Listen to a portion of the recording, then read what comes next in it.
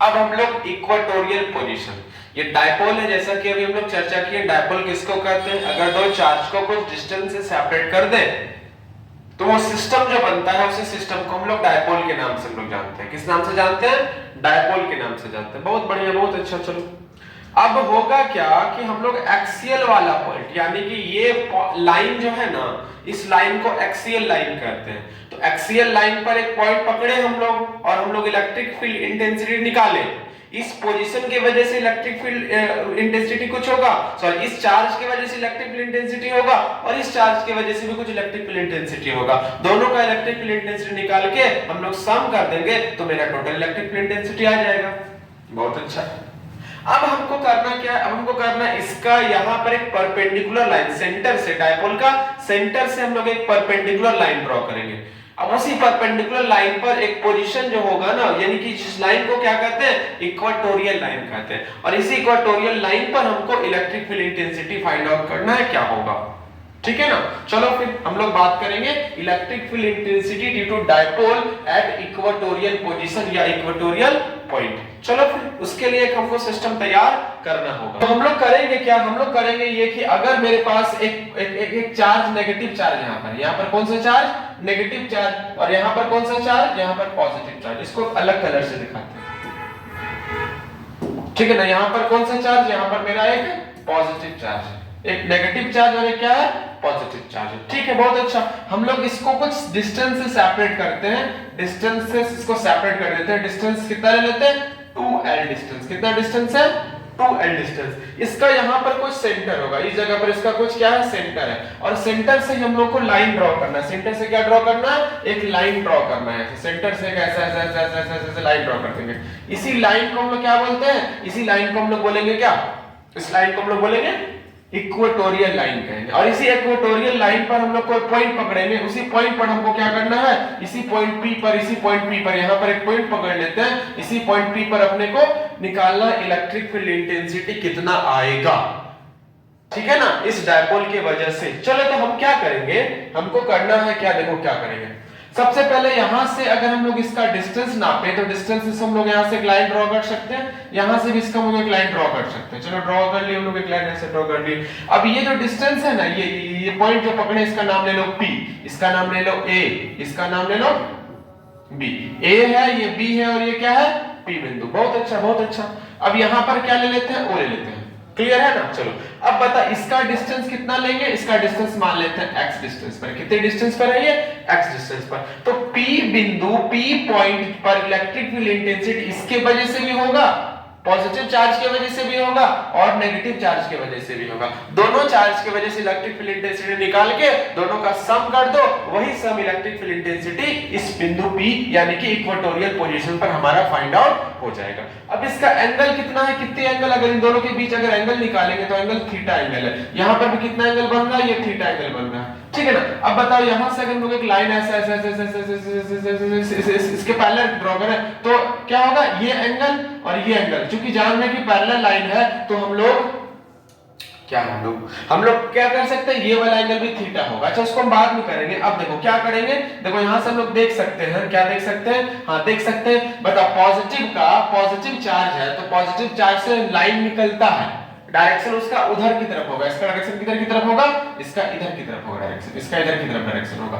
और नेगेटिव की तरफ आता है तो इसका डायरेक्शन किधर की तरफ होगा? इसका डायरेक्शन इधर की तरफ होगा, इधर की तरफ होगा, इधर की तरफ होगा। बहुत अच्छा, बहुत बढ़िया। अब अगर हम लोग देखें इसका जो है, इसको अलग रंग से देखो, इसका इधर की तरफ आ रहा है, इसका जो डायरेक्शन है फील्ड इंटेंसिटी का डायरेक्शन किधर होगा? इसका इधर होगा। और इसका डायरेक्शन किधर होगा? इधर होगा। अब बताओ ये लाइन अगर हम लोग देखें तो दोनों क्या है? दोनों पैरेलल है। तो ये एंगल और ये एंगल अल्टरनेट से बराबर नहीं होगा, एकदम होगा। अब हम लोग वेक्टर में क्लास 11 के वेक्टर में हम लोग पढ़े हैं कि अगर कोई फोर्स ऐसा लग रहा है, कुछ एंगल में लग रहा है, यहाँ पर एंगल है, यहाँ पर एंगल है और फोर्स कुछ ऐसा लग रहा है, तो इधर लग रहा है और इधर भी तुम्हारा कुछ एंगल है, तो इसी फोर्स को दो कंपोनेंट में तोड़ सकते हैं। एक ये कंपोनेंट टूटेगा और एक ये कंपोनेंट टूटेगा। जिसके साथ एंगल बना होता है ना वो F cos थीटा में टूटेगा। ये F है तो F cos थीटा, जिसके साथ एंगल नहीं होता है ना वो वाला sin थीटा में तोड़ते हैं। F sin थीटा और F cos थीटा में ये टूट जाएगा। ये हम लोग जानते हैं।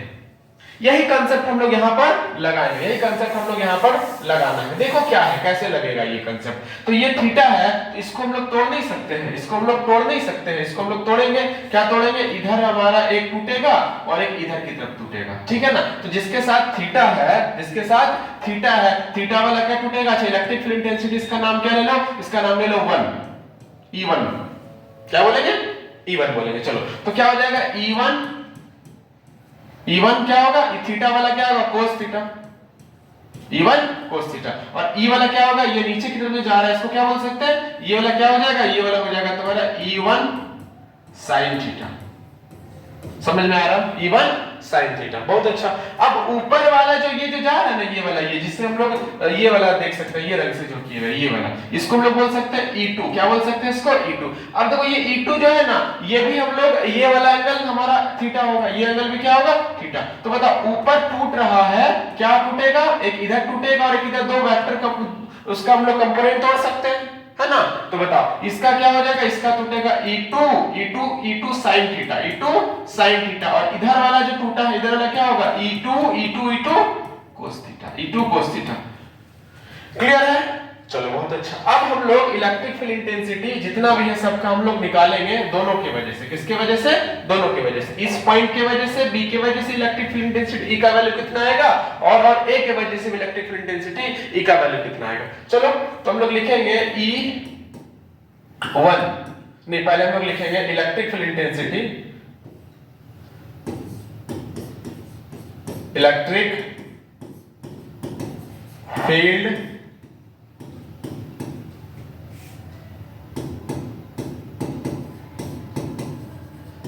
intensity, electric field intensity due to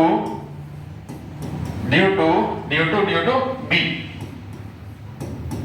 यानी कि B मतलब क्या, प्लस Q की वजह से। तो हम लोग जान रहे हैं, क्या जान रहे हैं हम लोग, जान रहे हैं क्या होता है KQ/R²। तो क्या होगा बताओ,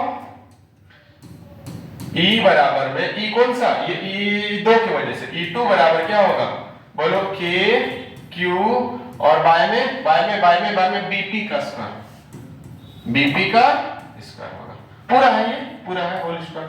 अब बताओ KQ बाय BP का होल स्क्वायर, ये BP है, BP का, ये L है और ये क्या है, X है। इसका क्या निकलेगा, पाइथागोरस से निकाल सकते हैं, L का स्क्वायर प्लस में X का स्क्वायर, L का स्क्वायर प्लस में X का स्क्वायर। तो क्या हो जाएगा, अपने पास में बताओ, रूट है, स्क्वायर है और उसका रूट है, तो क्या होगा, L का स्क्वायर प्लस में X का स्क्वायर, रूट और स्क्वायर कैंसिल हो जाएगा, उसको खत्म कर देते हैं। इसको हम लोग मान लेते हैं इक्वेशन नंबर 1, इक्वेशन नंबर क्या मान लेते हैं, 1 मान लेते हैं, इक्वेशन नंबर 1 मान लेते हैं। अब किसकी वजह से निकालते हैं, A की वजह से निकालते हैं। तो लिख सकते हैं इलेक्ट्रिक फील्ड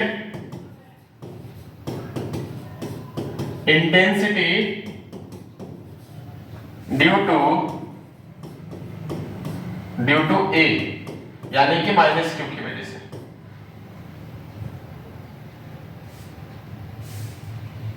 माइनस Q की वजह से क्या आएगा बताओ, आएगा E1 बराबर में KQ बाय में क्या होगा AP का स्क्वायर।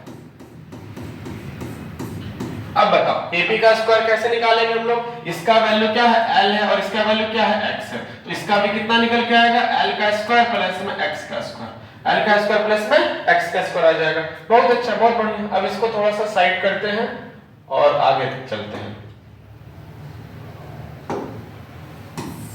चलो तो कितना होगा, E1 बराबर बोलो KQ बाय में क्या हो जाएगा, L का स्क्वायर और प्लस में X का स्क्वायर। अब गौर से देखें, इक्वेशन 1 और इक्वेशन 2 क्या मेरा सेम नहीं है, इक्वेशन 1 और इक्वेशन 2 मेरा सेम है। तो हम लोग लिख सकते हैं, क्या लिखेंगे, हम लोग लिखेंगे सिंस E1 का वैल्यू बराबर क्या है, E2 का वैल्यू। अच्छा इसमें क्या है, नेगेटिव के वजह से आया, इसलिए यहां पर हम लोग नेगेटिव साइन ले लेंगे। क्या ले लेंगे, इसमें नेगेटिव साइन ले लेंगे हम लोग। क्यों, नेगेटिव की वजह से चार्ज क्या है, चार्ज का वैल्यू कितना होगा, नेगेटिव होगा। लेकिन अगर मैग्नीट्यूड की बात करें हम लोग, तो मैग्नीट्यूड दोनों का क्या है, मैग्नीट्यूड दोनों का सेम है, उसको मान लेते हैं E। क्या मान लेते हैं, E मान लेते हैं। अब हम लोग डायग्राम में अगर गौर फरमाएं, डायग्राम को अगर देखें हम लोग, तो डायग्राम से समझते हैं। दो डायग्राम में क्या हो रहा है, देखो इसका E2 sin थीटा और यहां पर है क्या E1 sin थीटा। अब चूंकि मेरे पास E1 का वैल्यू, E2 का वैल्यू और E का वैल्यू, तीनों का वैल्यू क्या है, E के बराबर है। E1 E2 इक्वल टू क्या है, E है ना।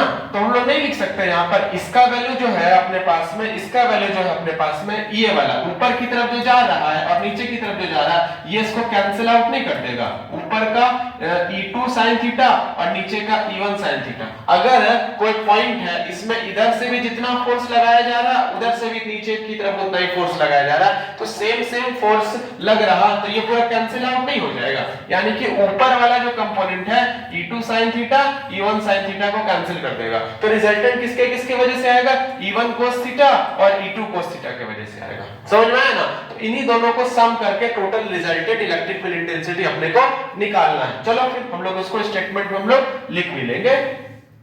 क्या लेंगे लिख, चलो लिखते हैं, लिखेंगे here E1 sin theta and E2 sin theta are same but opposite in direction, therefore they are cancel each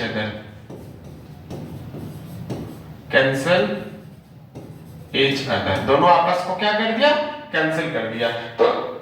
तो रिजल्टेंट क्या बनेगा, तो रिजल्टेंट क्या बन सकता है बताओ, रिजल्टेंट क्या बनेगा। चलो तो रिजल्टेंट लिख सकते हैं हैंस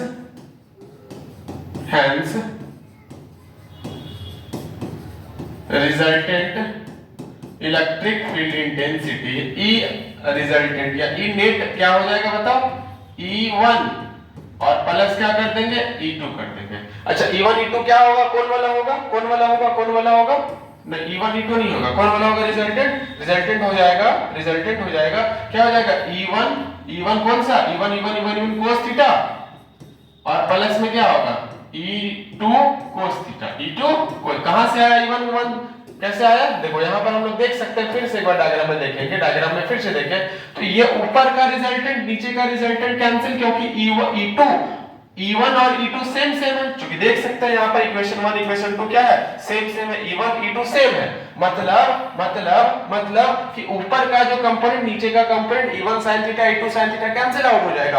और यहाँ पर क्या चार कंपोनेंट था, चार कंपोनेंट में से E2 sin theta E1 sin theta आपस में कैंसिल हो गया, क्योंकि दोनों का रिजल्टेंट हमारा सेम है। अब यहाँ पर E1 cos थीटा और E2 cos थीटा दोनों क्या है, दोनों हमारा एक ही डायरेक्शन में एक्ट कर रहा है, और दोनों जब एक ही डायरेक्शन में एक्ट कर रहा है मतलब क्या हो जाएगा, मतलब हो जाएगा उसी का रिजल्टेंट हमारा इलेक्ट्रिक फील्ड इंटेंसिटी इस बिंदु P पर काम करेगा, इस पॉइंट P पर काम करेगा, इसलिए इन्हीं दोनों का सम करके हम लोग ले लेंगे। ठीक है ना। चलो फिर कहां चलेंगे, हम लोग उस पॉइंट पर चलते हैं। चलो ठीक है, तो चलो अब बताओ E1 cos theta E2 cos theta. अब हम लोग जानते हैं क्या जानते हैं हम लोग कुछ जान रहे हैं। तो क्या जान रहे हैं हम लोग ये जान रहे हैं कि E1 का वैल्यू E2 का वैल्यू E के बराबर है, तो E2 बार E, दो E और क्या cos थीटा। बहुत अच्छा, बहुत बढ़िया, मजा आया। अब बताओ E का वैल्यू कितना है, E का वैल्यू हम लोग देख चुके हैं, सेम है सब में, E1 E2 और E का वैल्यू सेम है, तो क्या है k q बाय में इतना, तो क्या लिख सकते हैं 2, और E का वैल्यू क्या लिखेंगे k q, और बाय में मैग्नीट्यूड केवल लेंगे, साइन नहीं लेंगे। ठीक है ना, बाय में l का स्क्वायर प्लस में x का स्क्वायर। बहुत अच्छा, बहुत बढ़िया। अब हमको cos निकालना है, क्या निकालना है, cos थीटा निकालना है। cos थीटा निकालना है, कैसे निकालेंगे cos theta, for finding cos theta. अब देखो cos थीटा कैसे निकलेगा, समझना cos थीटा कैसे निकलेगा, cos थीटा कैसे निकलेगा,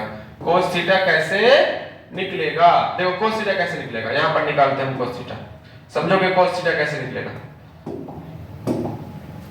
तो cos थीटा हम लोग निकाल सकते हैं यहां से, ये ट्रायंगल को पकड़ते हैं, ये ट्रायंगल को, ये ट्रायंगल पकड़ लिए हम लोग, ठीक है ना, ये हमारा P है, ये हमारा O है और ये हमारा क्या है P है। यहाँ पर हमारा थीटा है, ठीक है ना, और यहाँ पर हमारा X है और यहाँ पर हमारा L है। हमको क्या निकालना, कोस थीटा निकालना। तो अब बताओ कोस थीटा बराबर हम लोग क्या जानते हैं, b बाय, वो क्या होता है, b बाय h होता है, b बाय h हम लोग जानते हैं। अब बताओ b क्या है इसका, b यही वाला है, b यही वाला नीचे वाला ना बेस वाला आएगा, तो b की जगह पर l सब्स्टिट्यूट करेंगे, l, और h क्या है अपने पास में, h ये वाला क्या निकाले थे, रूट अंडर l का स्क्वायर प्लस में x का स्क्वायर। तो क्या लिख देंगे, रूट अंडर l का स्क्वायर प्लस में x का स्क्वायर। तो यही कोस का वैल्यू वहां पर सब्स्टिट्यूट करेंगे, यही कोस का वैल्यू वहां पर सब्स्टिट्यूट करना है। चलो फिर l by root under l का स्क्वायर प्लस x का स्क्वायर, ठीक है ना। चलो हम लोग निकाल सकते हैं, यहाँ पर फिर से निकाल के दिखा दो। यहाँ पर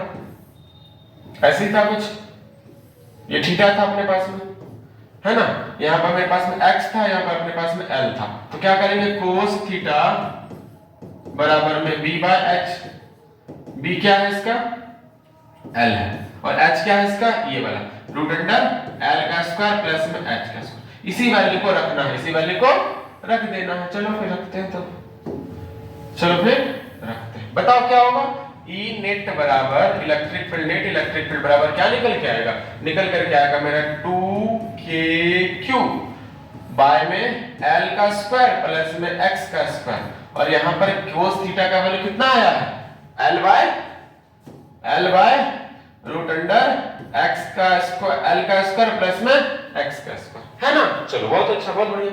अब बताओ क्या होगा, 2kql बाय में, यहां पर वही चीज 1 है और वही चीज यहां पर पावर कितना होता है, रूट का मतलब पावर 1/2, रूट का मतलब पावर क्या होता है, 1/2 होता है। तो क्या इसको लिख सकते हैं, l का स्क्वायर प्लस में x का स्क्वायर पावर 1, और यहां पर क्या होगा, l का स्क्वायर प्लस x का स्क्वायर पावर क्या होगा, 1/2।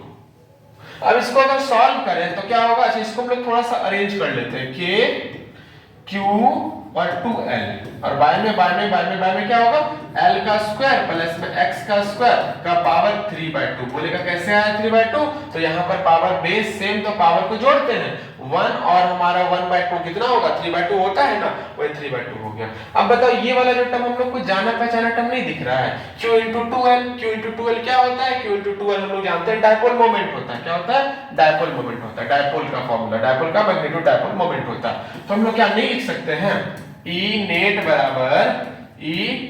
बराबर क्या होगा, बोलो k का क्या हो गया, इसका p हो गया, और बाय में क्या करेंगे, बाय में करेंगे l का स्क्वायर और प्लस में x का स्क्वायर का पावर 3/2। यही हमारा निकल के आया क्या, किस पोजीशन के लिए, इक्वेटोरियल पोजीशन के लिए, यानी इक्वेटोरियल पोजीशन यहां पर होता है। इस बिंदु पर कितना इलेक्ट्रिक फील्ड इंटेंसिटी होगा, इसके वजह से भी होगा, इसके वजह से भी होगा, दोनों को निकाल कर सम करेंगे। अच्छा यहाँ पर जो सम करेंगे ना, तो चार रेक्टेंगल, चार कंपोनेंट में टूटेगा, रेक्टेंगुलर कंपोनेंट में टूटेगा, तो चार में से दो, एक ऊपर लगेगा, एक नीचे लगेगा, E1 sin theta E2 sin theta दोनों कैंसिल करेगा, और E1 cos theta E2 cos theta दोनों रिजल्टेंट होगा, दोनों को सम करेंगे तो इतना वैल्यू आएगा।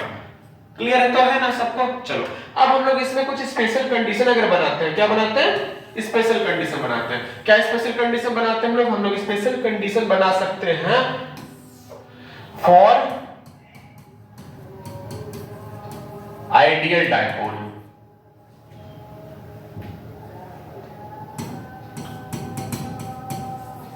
बताओ आइडियल डायपोल में क्या हम लोग सीखे, आइडियल डायपोल में सीखे L का वैल्यू काफी छोटा हो जाता है x के कंपैरेटिवली, और जो चीज बहुत छोटा होता है उसको हम लोग इग्नोर कर लेते हैं, नेगलेक्ट कर लेते हैं। काफी छोटा है किसी से, बहुत छोटा है किसी से, उसको नजरअंदाज कर दिया जाता है।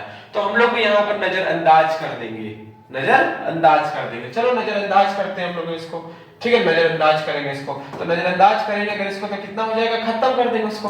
तो E बराबर में Kp और बाय में इस L को नजरअंदाज कर देंगे, खत्म, जीरो। तो कितना होगा x का स्क्वायर, और वहां पर क्या हो जाएगा 3/2 हो जाएगा, यहाँ 2 कैंसिल होगा, तो E बराबर में क्या होगा Kp और बाय में x का पावर 3 हो जाएगा। ये हमारा आया आइडियल डायपोल के कंडीशन पर, यानी कि अगर डायपोल हमारा ये नॉर्मल डायपोल है, आइडियल डायपोल का मतलब डिस्टेंस काफी छोटा, ये बन गया आइडियल डायपोल बन गया।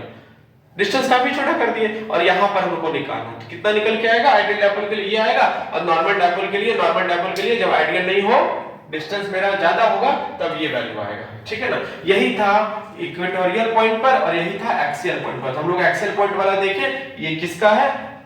इक्वेटोरियल पॉइंट का। ठीक है ना? अब हम लोग नेक्स्ट किसके बारे में चर्चा करेंगे? अब हम लोग को पढ़ना है टॉर्क के बारे में, कि अगर इसी डायपोल को यूनिफॉर्म इलेक्ट्रिक फील्ड में रख देंगे तो ये क्या करेगा? ये टॉर्क एक्सपीरियंस करेगा, ये घूम जाएगा। क्या होगा? ये घूमने लगेगा, यानी कि टॉर्क एक्सपीरियंस करेगा। उसी के बारे में हमको अब डिस्कस करना है। तो चलो इसको जो है छोटा कर देते हैं, पूरा कंप्लीट एक बोर्ड में लाने की कोशिश करते हैं। ये आ गया, चलो ये आ गया। तो यही हमारा क्या डेरिवेशन है, एग्जाम में जो है लगभग पूछा जाता है, ध्यान देना। ठीक है, चलो।